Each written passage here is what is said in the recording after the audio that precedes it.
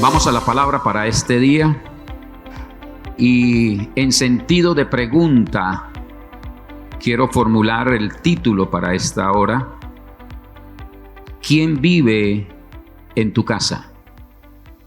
¿Quién vive en tu casa? Es una pregunta y sería bueno que se la formulara ahí en su interior. ¿Quién vive en tu casa?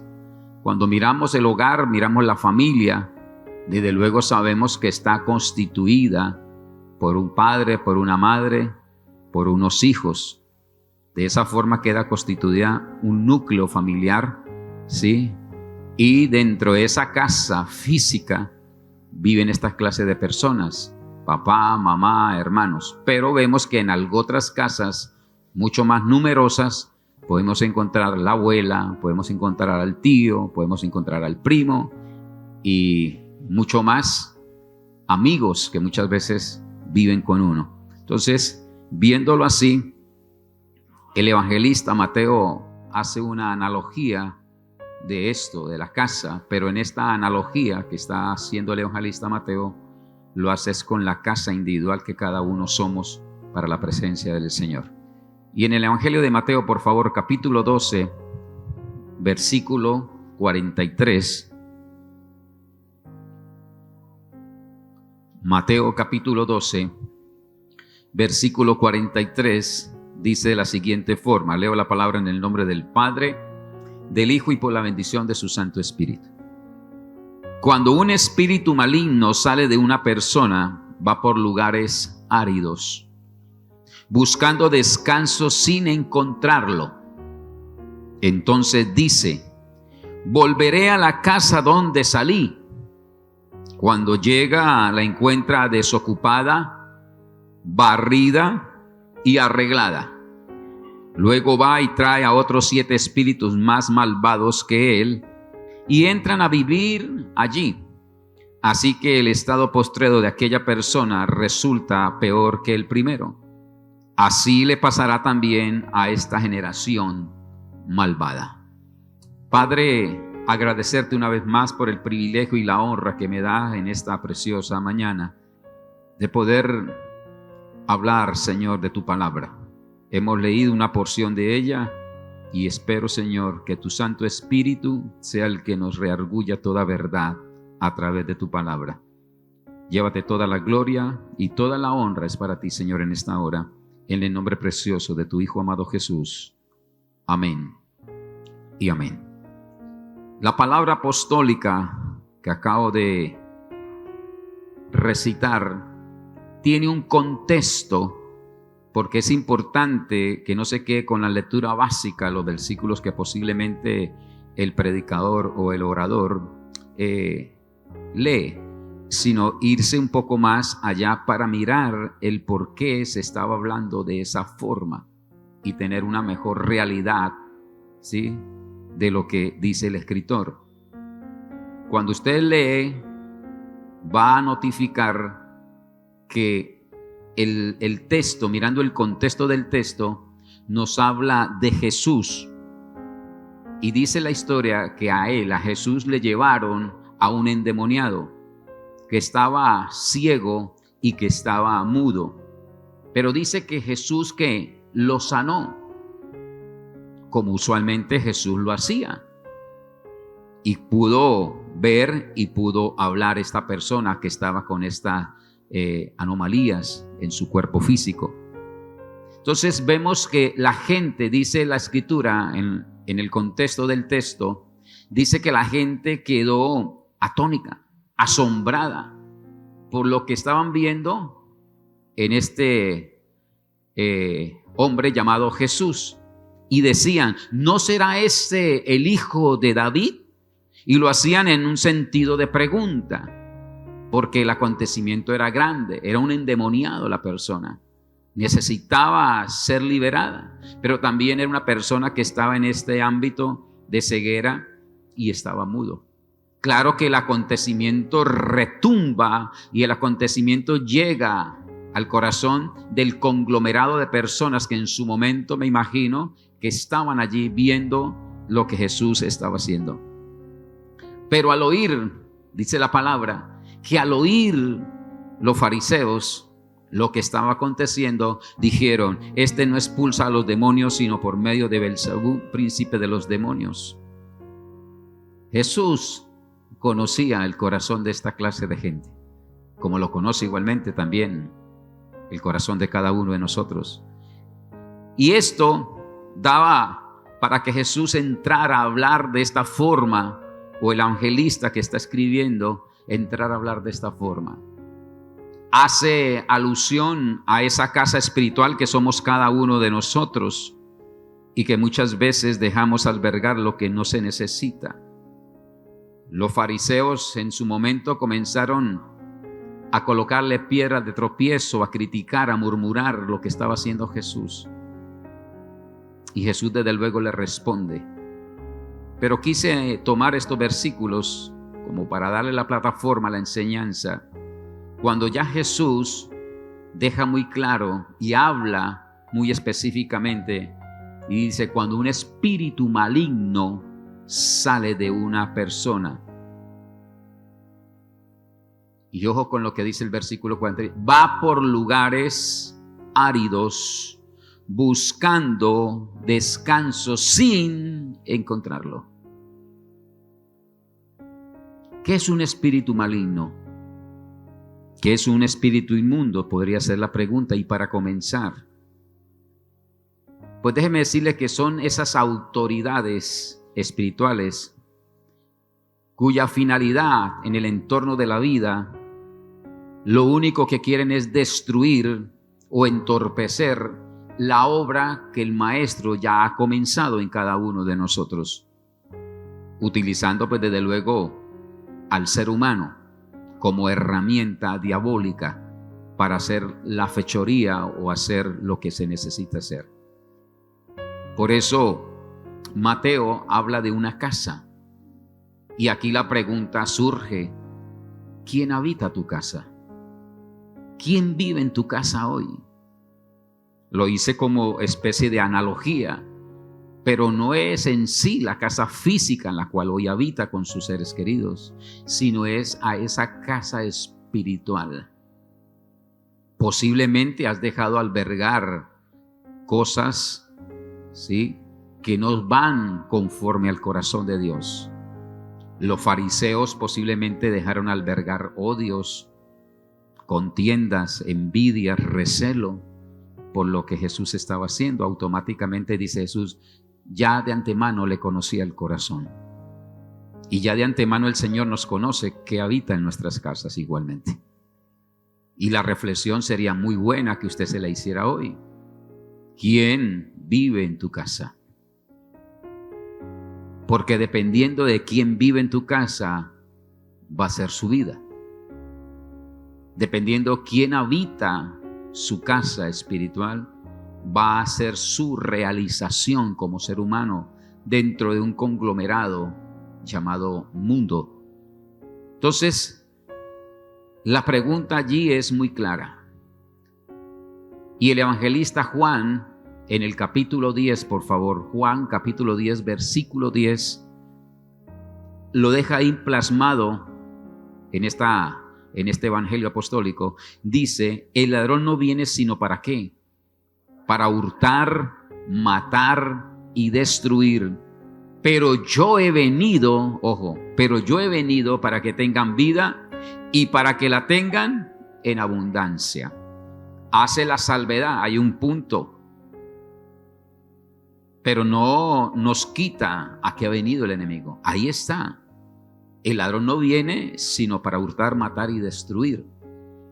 Por eso es importante saber hoy quién pernota su casa, quién habita su casa hoy.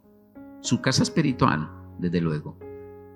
Porque dependiendo de eso podemos hablar cómo va a ser o cómo se podrá realizar su vida personal, sentimental, emocional, empresarial, familiar, ¿sí? Pero nos encontramos con seres humanos, entrando ya en materia de la individualidad, que lo único que han dejado pernotar en sus casas es odio, contiendas, envidias, avaricia y todo lo que nosotros normalmente llamamos como pecado. Y estos son espíritus que están ahí latentes. Parece que no, pero sí. Y lo triste es que usted, cuando los deja hospedar, se baña con ellos, come con ellos, camina con ellos y duerme con ellos. ¿Y cuándo? Todos los días. Son espíritus malignos, inmundos que están ahí. Porque lo único que quiere esta clase de espíritus es venir a hurtar, matar y destruir. Por eso necesitamos urgente cubrirnos con la armadura que dice Efesios. Como creyentes, como hijos de Dios, conociendo que hay un mal, pero también que hay un bien, necesitamos cubrirnos con la armadura de Dios, que habla Efesios capítulo 6, versículo 12. Porque el mundo de las tinieblas también tiene su jerarquía. No ignoremos que hay un mundo de tinieblas que tiene jerarquía, así como el mundo de la luz tiene jerarquía, angelicales. Dice el capítulo 6, versículo 12 de Efesios, porque no tenemos lucha contra sangre y carne, sino contra ¿quiénes? Principados, contra potestades, contra gobernadores de las tinieblas y de este siglo, con huestes espirituales y de la maldad en las regiones celestiales. Esto que acabo de nombrar es una jerarquía que posiblemente está anhelando y deseando entrar en su casa. ¿Cuál? Su casa espiritual, su vida propia. Y triste decirlo, porque después que después que conciba estos espíritus, automáticamente usted los introduce a su casa física como tal. Van a pernotar su casa física, sí, de las 4 paredes. Y vamos a mirar cómo viene y destroza. Por eso la Escritura lo decía al principio, va por lugares áridos buscando descanso sin encontrarlo. Ojo, por lugares áridos sin encontrarlo. La pregunta, ¿por qué no encuentra lugares en estos sitios? Porque ya está hecho el mal. Ya esa persona o ese individuo o esa colectividad de familia posiblemente se sumerge y vive en ese mundo de tinieblas, dándole viabilidad a estos espíritus malignos e inmundos. Entonces, cuando una persona vive en esa línea de pecados, de odios, envidias, rencillas, calumnias, ofensas, llámelo como usted lo quiera llamar, ahí el espíritu inmundo ya no habita o ya no va a hospedarse, porque ya maneja a la persona sus ansias. Entonces, por eso dice que el espíritu inmundo salió y se fue y moreó, caminó, y dice, lugares áridos buscando descanso sin encontrarlo. Ya hizo nicho, pero dice la palabra, entonces dice, volveré, ¿a qué? A la casa donde salí. Volveré a la casa donde salí. Cuando no conocemos esto, que es 100% espiritual, podemos recitar el texto de Oseas 4:6 cuando dice la palabra, mi pueblo fue destruido porque le faltó conocimiento. Hoy necesita la iglesia conocer que esto existe, que su casa es un ente espiritual, su casa necesita ser llena. Pero dejamos simplemente el hecho de barrerla, como dice más adelante el texto, y el hecho de encontrarla arreglada. Y el problema es que la iglesia se encuentra en esa dinámica. Arreglamos muy bien, ¿sí? Y barremos muy bien, pero no la llenamos. Y por consiguiente, ¿qué pasa? Viene y se hospeda.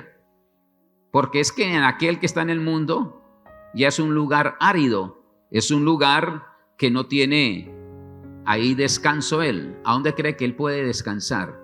Él está buscando, como dice el texto de Juan, hurtar, matar y destruir. El lugar árido ya es árido, ya está desolado. ¿Qué hace un espíritu inmundo ahí? Que ya consumó todo. Pues él necesita ir y buscar lo que está en transición, o lo que está en regeneración, o lo que está en cambio. ¿Y quién cree que es ese? La iglesia. usted, yo, que todos los días apuntamos para ser personas ¿qué? Diferentes. No somos del común. Fuimos apartados, regenerados, salvados por gracia y por misericordia para algo más grande. Entonces, esa clase de personas para estos espíritus malignos inmundos son apetecibles, porque ellos necesitan absorber para dejarlos en el tiempo áridos y inmundos. Por eso él, cuando va y hace la vuelta y no encuentra nada, él vuelve otra vez a la casa que un día barrió y un día ¿qué? Ordenó. Pero ¿qué sucede cuando vuelve y regresa? Ese acontecimiento que está hablando ahí la escritura del evangelista es como cuando usted toma el espacio, ¿no? Y viene un domingo como hoy, o viene un martes al Bea, o va a una vigilia, o va a un ayuno, y no lo estoy demotivando para que no vaya, al contrario, sígalo haciendo. Pero hey, eso no te alcanza. Eso no te alcanza. Venir a tocar un instrumento, venir a cantar, venir a predicar, sentarse a escuchar una palabra, o venir a una vigilia, o venir a lo que sea, el lugar que esté dando la iglesia, no alcanza. Ahí solamente, como dice el evangelista, simplemente está barriendo y está arreglando, pero no tiene la fuerza que necesita tener la palabra. ¿Sí? Entonces, cuando una persona está en ese ámbito de simplemente tener la casa arreglada y barrida, como dice el evangelista, dice la palabra, luego va y trae a otros 7 espíritus más malvados que él. Está dejando un espacio para esta clase de espíritus malignos. Mire el acontecimiento y mire lo fuerte que es esto. Y la mayor parte de la iglesia está en esa área.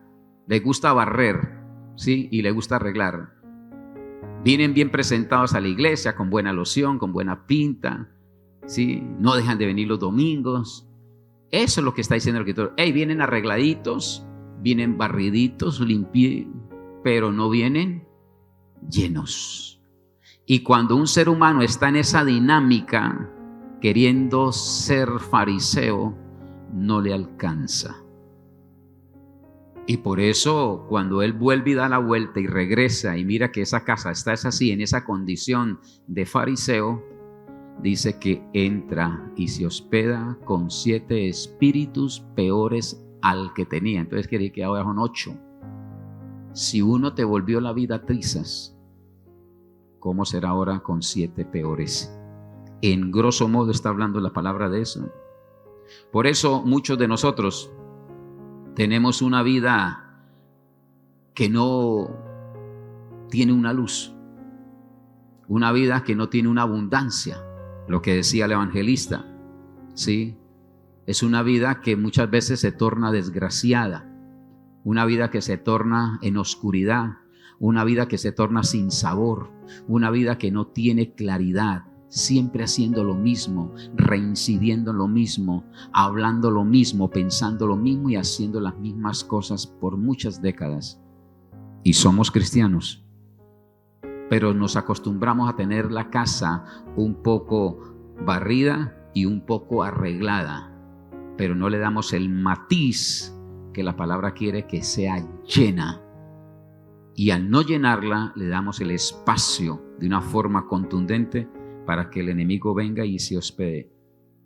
Por eso arrastramos cadenas de maldición generacional. Por eso es muy recurrente escuchar y decir, ala, igual a los viejos. Esa familia toda ha sido igual. Y nombran el flagelo, ¿sí? Nombran la epidemia, nombran la enfermedad que posiblemente por generaciones se ha tenido. Porque pensaron que con irse y sentarse en un culto como hoy, estaban llenos de la presencia del Espíritu Santo. Hey, no alcanza. No le va a alcanzar. Esto es mucho más que un acto religioso que se hace. Esto tiene mucho más profundidad. Por eso los fariseos, en el contexto de la historia, quisieron refutarle, quisieron apagar, quisieron meter el palo de tropiezo para lo que Jesús estaba haciendo, sanando a los enfermos, dándole libertad a los endemoniados. Pero ellos Tenían la casa un poco barrida y un poco, ¿qué? Ordenada, pero no estaban llenos de la presencia del Espíritu Santo.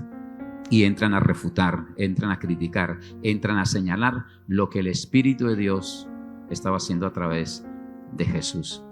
No podían interpretar esa área espiritual que Jesús estaba haciendo. Y entran a una crítica. Pero otras veces, ¿qué pasa con esto?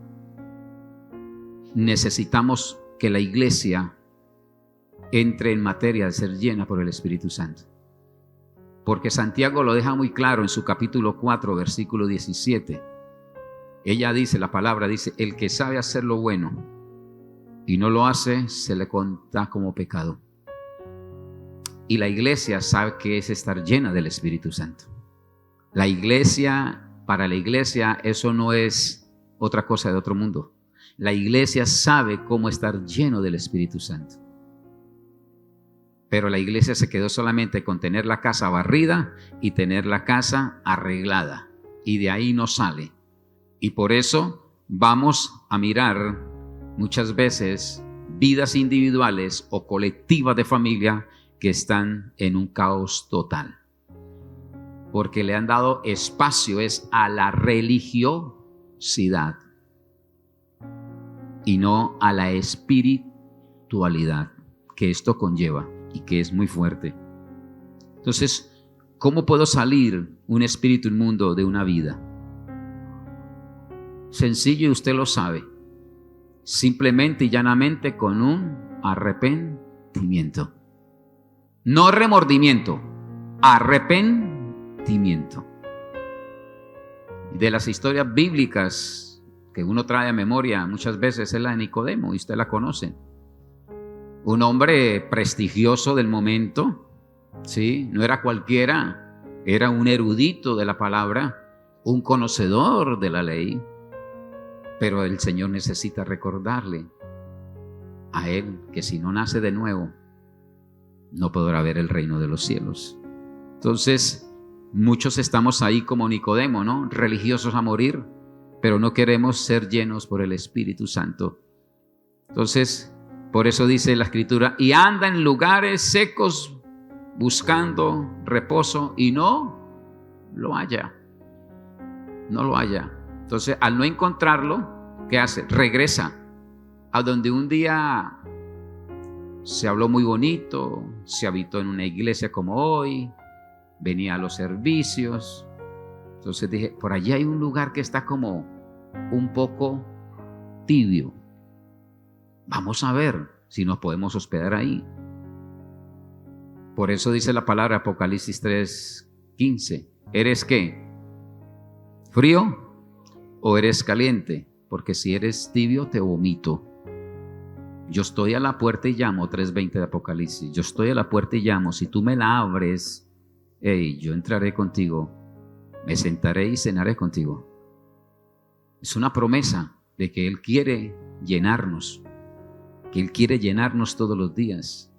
No solamente entrar, y ese texto lo deja muy claro para la iglesia del entonces. Yo estoy a la puerta y llamo, 3:20 de Apocalipsis. Yo estoy a la puerta y llamo. Si tú me la abres, ¿qué pasa? Yo entraré y cenaré contigo. ¿Qué nos está dando? Alimento, llenura del Espíritu Santo. Llenura. Y es lo que necesita la iglesia hoy, ser llena del Espíritu Santo. No simplemente barridita y ordenadita por donde pasa la suegra. No, tiene que ser llena del Espíritu Santo. Si no hay llenura, déjeme decirle, apague y vámonos, porque no pasará nada. Simplemente una desgracia para las futuras generaciones que están ahí, expectantes de que haya algo diferente. Entonces, la pregunta es, ¿por qué no se halla reposo en lugares? ¿Por qué no se halla reposo en esos lugares secos? Ya lo expliqué. Porque ahí ya no encuentra nada. Ahí ya no encuentra nada. Está buscando a dónde lo dejen hospedar. Y usted de una u otra forma, sin querer de pronto hacerlo, lo ha dejado hospedar. Y la idea es que seamos llenos de la presencia del Espíritu Santo. No hay otra salida, mi amado. No hay otra salida. Aquí no podemos jugar a otra cosa sino a eso. Necesitamos que más que el lugar esté barrido y esté ordenado, también esté lleno de la obra de Dios. Por eso Él busca esos lugares barridos y arreglados, porque posiblemente hay una cota inicial de una llenura, pero no alcanza. Algo tiene, pero no tiene el completo. Y lo que está buscando el enemigo es tratar de que esa cota inicial que tiene, llamada a ser cristiano o hijo de Dios, Él la pueda abolir, la pueda quitar. Por eso dice que entran 7 espíritus peores al que tenía, y entra a hacer trizas la casa del Señor. Y hoy más que nunca necesitamos recordar los frutos del Espíritu Santo, que ustedes los conocen en Gálatas 5, ¿no? Ahí están los 9 frutos del Espíritu Santo. Se necesitan comenzar a practicarlos, a evidenciarlos en nuestra vida. Por eso la palabra dice: por sus frutos os conoceréis. Aquí no es por la religiosidad que se conoce, es por los frutos. Ser testimonios de vida. Mire, en lo más básico aprenda a ser una persona de testimonio. En lo más básico. Pero nosotros nos cuesta el orden, nos cuesta la disciplina, nos cuesta formar un carácter digno, nos cuesta tantas cosas en el día a día, en lo que tiene un día a día. Ahí, cuando usted no lo hace conforme a como quiere Dios, usted está dejando una puerta abierta. Sí, porque no solamente usted entra a pernotar el espíritu inmundo en esas áreas sencillas, básicas, que parecen básicas, pero van dañando. Porque mañana se le puede entregar una jerarquía en un trabajo mucho más grande, pero por no obedecer, por no ser disciplinado, posiblemente nunca vayas a calificar. ¿Por qué? Porque dejaste entrar un espíritu maligno de pereza, de ocio, de holgazanería y de todo esto. Y él va creando, va trayendo. Cuando usted mira, no es una persona competitiva, y hoy el mundo requiere de gente competitiva, hablando en la parte laboral, ¿sí? Tiene que ser muy competitivo. Entonces, decíamos algo el viernes y causó un poquito como de molestia en los jóvenes predicándole, y le decía que posiblemente estamos al frente de una generación idiota, pero dejaron de entrar estos flagelos: la pereza, el ocio, ¿sí? La envidia, tantas cosas que se dejan entrar a diario, y parece que eso no es pecado, ¿no? El pecado es el fornicario, el adúltero, el borracho, el que está allá en el mundo, pero el indisciplinado, el desobediente, el altanero, el orgulloso, el altivo, ese no, igual. Y dice que el espíritu entra y posee la casa. Entonces, ¿qué pasa con esto? Si no se llena la casa, si no se llena, mire lo que dice la segunda carta del apóstol Pedro, por favor. Segunda carta del apóstol Pedro, en el capítulo 2. Vamos al versículo 20. Y con esto voy terminando ya. Si habiendo escapado de la contaminación del mundo, por haber conocido a nuestro Señor y Salvador Jesucristo, vuelven a enredarse en ella y son vencidos. Estamos hablando del que está en la casa de Dios, ¿no? Que viene y reza y empata. Vuelven a enredarse en ella y son vencidos. Terminan en peores condiciones que al principio. Más le hubiera valido no conocer el camino de la justicia que abandonarlo después de haber conocido el santo mandamiento que se les dio. Y el versículo 22 es el bestseller de ahí de esa carta.